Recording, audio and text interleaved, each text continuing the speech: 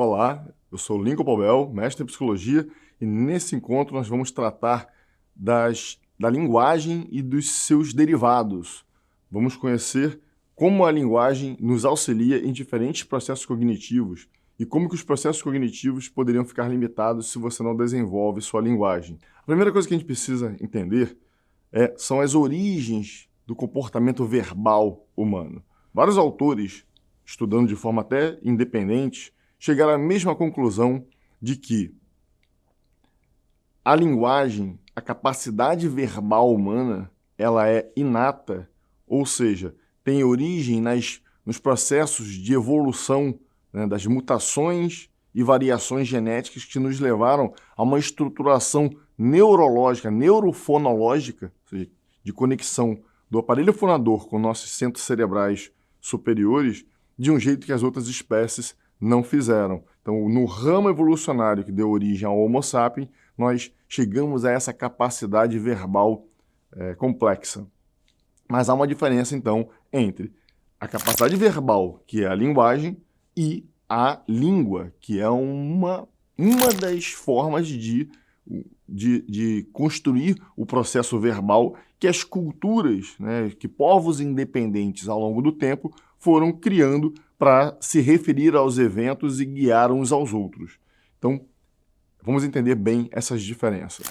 Então, a língua é um conjunto de códigos criados, evoluídos gradualmente ao longo de milhares de séculos e milhares de anos de convivência humana, desde a emergência do Homo sapiens. Então, à medida que eles foram se separando ao longo do planeta, né, tendo saído originalmente, né, emergido e se originado, se desenvolvido inicialmente nas savanas africanas, depois eles foram migrando para outras regiões do planeta, se assentaram, né, em função do clima e do que lá encontravam, e foram criando formas de se comunicar, de referir os eventos do seu mundo de maneira independente. Então, a primeira forma de linguagem que você vai encontrar nos seres humanos é a linguagem rupestre, os desenhos em que eles representavam uns para os outros fenômenos da natureza, como raios, chuva, animais, né, desenhando lá os tipos de animais que eles encontravam. Então, eram formas de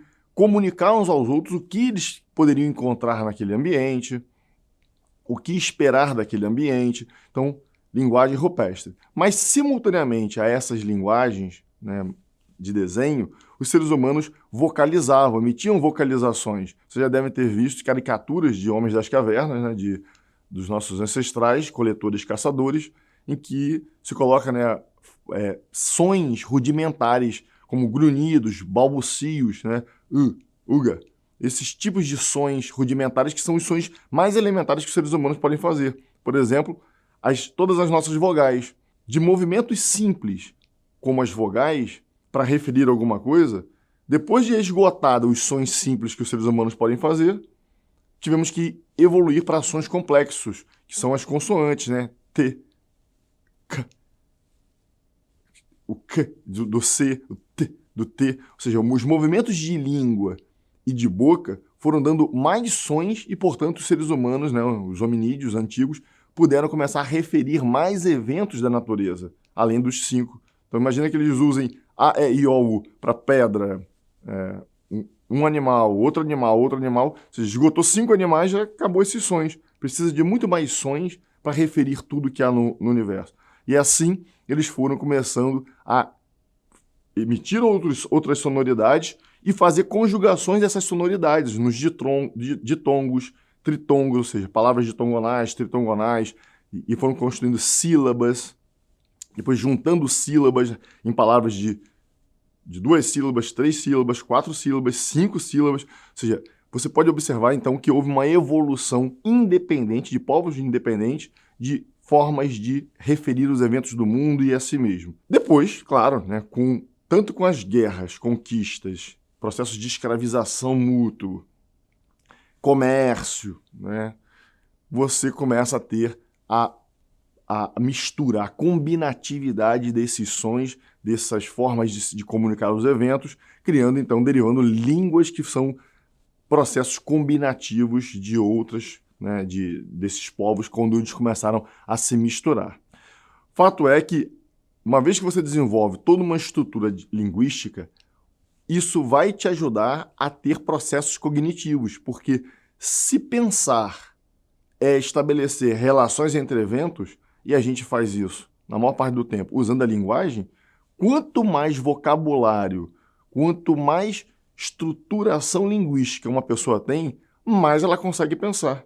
Quanto menos vocabulário, quanto menos capacidade de articular os eventos do mundo através da linguagem, menos ela consegue estabelecer essas relações, menos ela está pensando. Então, nossa capacidade cognitiva é derivada disso. E nesse caminho de derivar relações entre eventos, nós temos então os processos de abstração, que é extrair características para criar unidades que são generalizáveis, universais. Por exemplo, a palavra caneta te sugere um objeto, mas eu não te disse que tipo de caneta, qual é a cor da caneta, se ela é uma caneta que existe, ou que foi descartada porque já acabou a carga, se ela ainda vai existir porque está sendo fabricada. Ou seja, elimine todas as propriedades, né, que você possa saber sobre um objeto e ele se torna genérico. Cadeira, não te falei se ela é de metal, de madeira, né, de alvenaria. Tire as propriedades e você vai ter uma abstração, que é uma formação de um conceito altamente universal e generalizável. Espero que vocês tenham compreendido todos esses conteúdos e nos encontramos numa próxima oportunidade.